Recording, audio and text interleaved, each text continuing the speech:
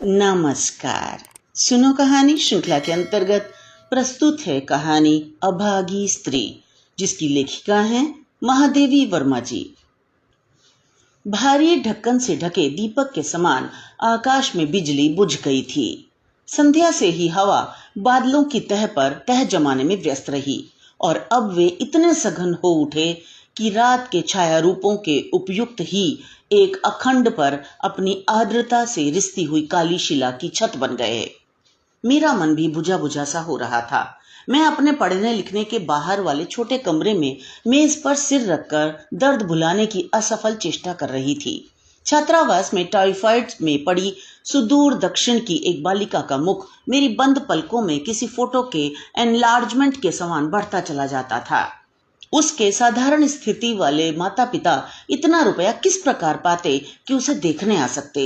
उसके लिए मन जैसे जैसे चिंताकुल होने लगा, वैसे वैसे अपने ऊपर झल्लाहट बढ़ने लगी। जब मेरा शरीर इतना निकम्मा था कि इनके सुख दुख में 2-4 रात जागना भी सहज नहीं, तब किस बूते पर मैंने इन बालिकाओं को उनकी माताओं से इतनी दूर ला रखा है। जब अभी तक मनुष्य बनने की स्वयं मेरी ही साधना पूर्ण नहीं हुई, तब इन बालिकाओं को मनुष्य बनाने का भार लेने का मुझे हौसला कैसे हुआ। ऐसे दंभ को अक्षम्य अपराधों की कोटि में ही स्थान मिलना चाहिए। सहसा बाहर बरामदे में किसी की पैछड़ ने मेरी विचार श्रृंखला भंग कर दी। 2-4 मिनट किसी के पुकारने की प्रतीक्षा करके पूछना ही पड़ा, कौन? उत्तर में एक सुडौल गोरे हाथ ने कुछ बढ़कर पर्दे को हिला सा दिया। एक सभीत स्त्री कंठ ने रुक रुक कर प्रश्न किया, क्या भीतर आ सकती हूं? आइए।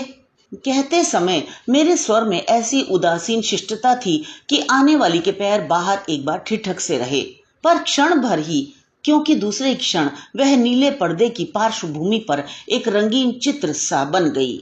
गहरे काही रंग की पतली ऊनी चादर में समा ना सकने के कारण वर्षा की नन्ही नन्ही बूंदें ऊपर ही जड़ी सी थीं, जो बिजली के आलोक में हीरे के चूर सी झिलमिलाने लगीं।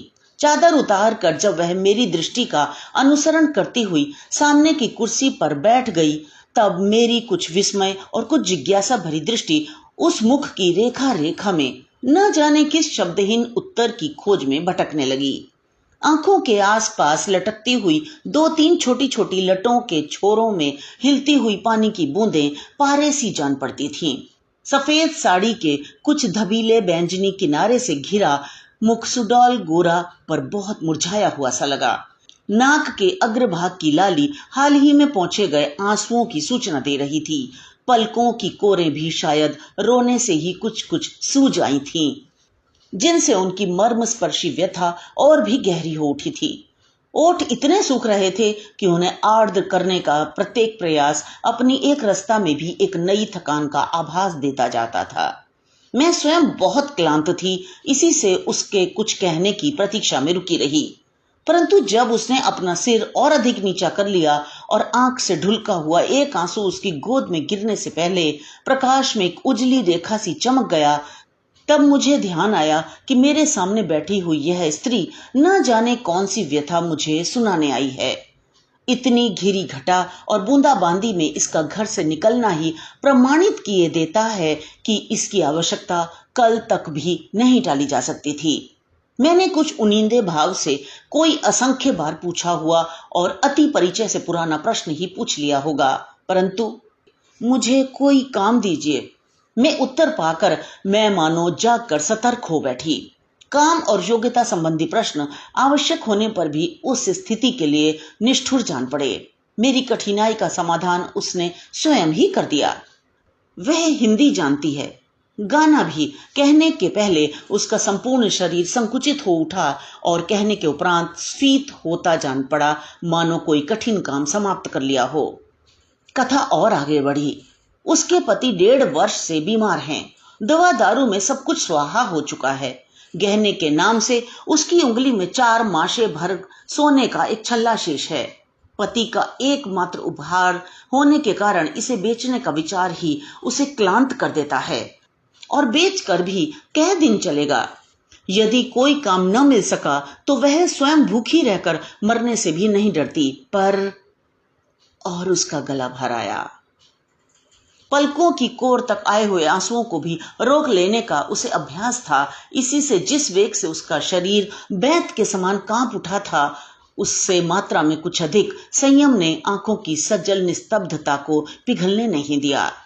सांत्वना सूचक कोई उपयुक्त शब्द मुझे खोजने पर भी नहीं मिल सका, और तब उसके माता पिता, सास ससुर आदि के संबंध में जिज्ञासा प्रकट कर मैं अपने आवेग को छिपाने लगी। स्त्री का संपूर्ण शरीर फिर पहले के समान ही संकुचित हो उठा। एक हल्की कंपन लिए हुए शब्दों ने मुझे चौंका सा दिया। ससुराल वाले रुष्ट हैं। वे उसे घर ले जाने को राजी नहीं और पति को अकेले जाना स्वीकार नहीं। विवाह के उपरांत मां से उसका कोई संबंध नहीं रहा। उससे रुपए लेने से मृत्यु अच्छी है।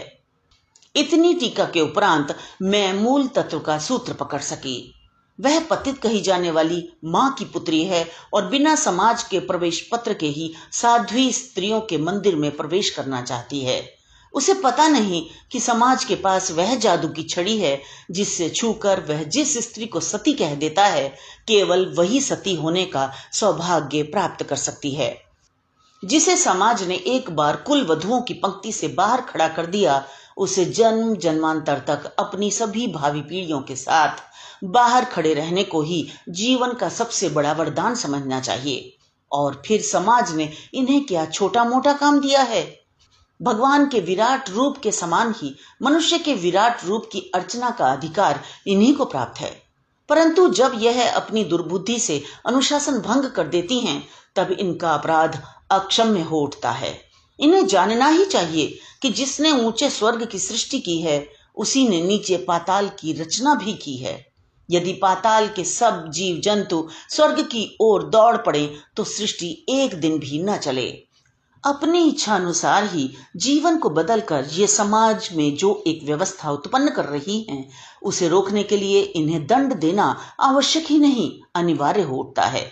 नहीं तो समाज की इन पर कुछ कम ममता नहीं। भला किसे अपनी सृष्टि का मोह नहीं होता। समाज इन्हें न जाने कितने दीर्घकाल से कितने ही उपायों के द्वारा समझाता आ रहा है कि यह माता, पुत्री, पत्नी आदि त्रिगुणात्मक उपाधियों से रहित जीवन मुक्त नारी मात्र हैं और इनकी इसी मुक्ति से समाज का कल्याण बंधा हुआ है। फिर भी यदि ये अपने गुरु कर्तव्य से च्युत होकर पत्नीत्व, मातृत्व आदि संबंधों को चुराती फिरें, तो समाज चुराई हुई वस्तु पर इनका स्वत्व स्वीकार करके क्या अपना विधान ही मिथ्या कर दे। पत्नीत्व की चोरी करने वाली वह अबोध स्त्री अवश्य ही समाज के जटिल नीति शास्त्र को समझने में असमर्थ रही। तभी तो उसकी जिज्ञासा भरी दृष्टि मेरे मुख पर स्थिर होकर मानो करुण भाव से बार बार पूछने लगी, क्या मैं पवित्र नहीं हूं? एक और यह स्त्री है जिसकी माता को माता बनने का अधिकार ही नहीं दिया गया था, और दूसरी ओर मैं हूं जिसकी माता, नानी, परनानी, दादी, परदादी और उनकी भी पूर्वजाएं अपने पतियों का चरणोदक ले लेकर और उनमें से कई जीवित ही अग्निपथ पार करके अपने लिए ही नहीं, मेरे लिए भी पवित्रता का प्रमाण पत्र प्राप्त कर चुकी हैं।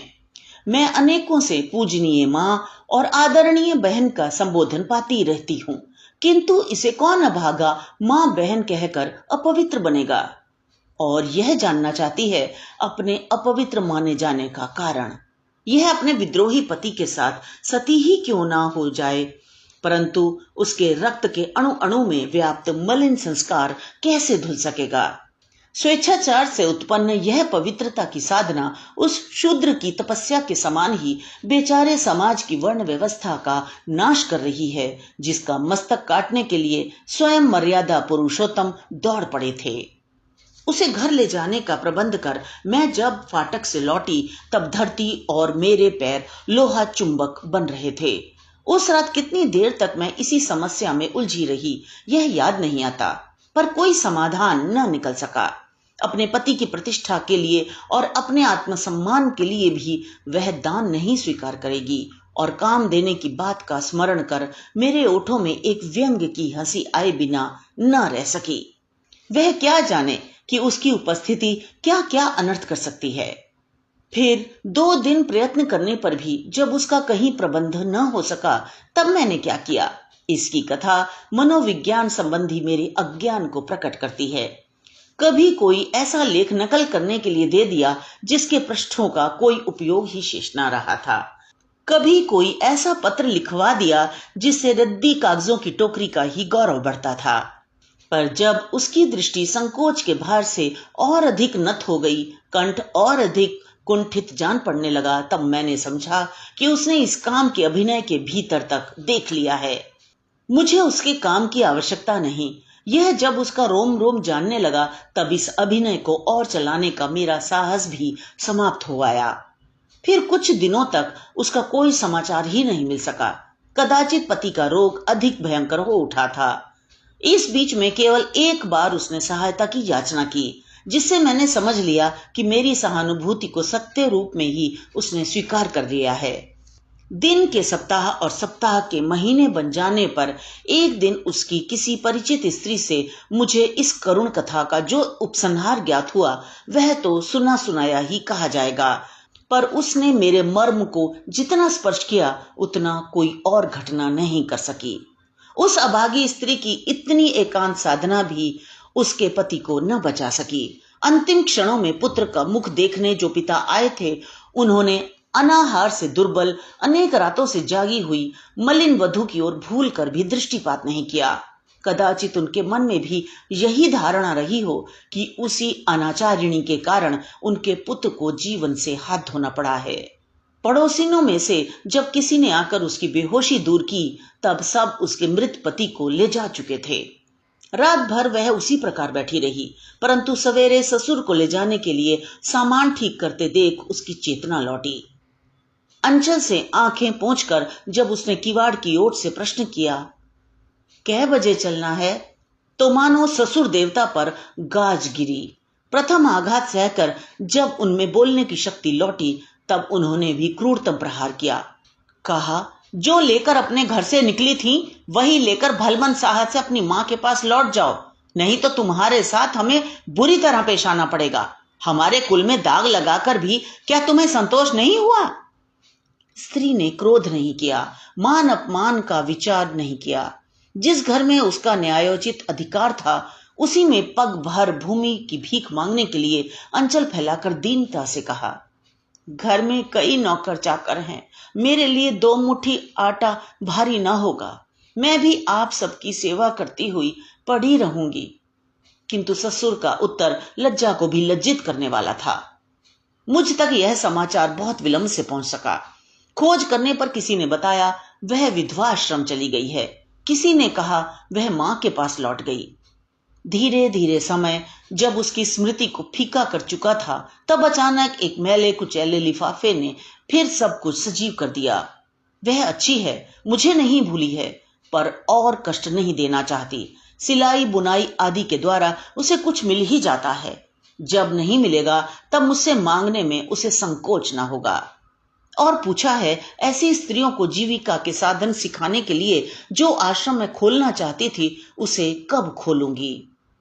और मैं अपने मन से प्रश्न कर रही हूं, क्या तुझे आज भी आभिजात्य का गर्व है?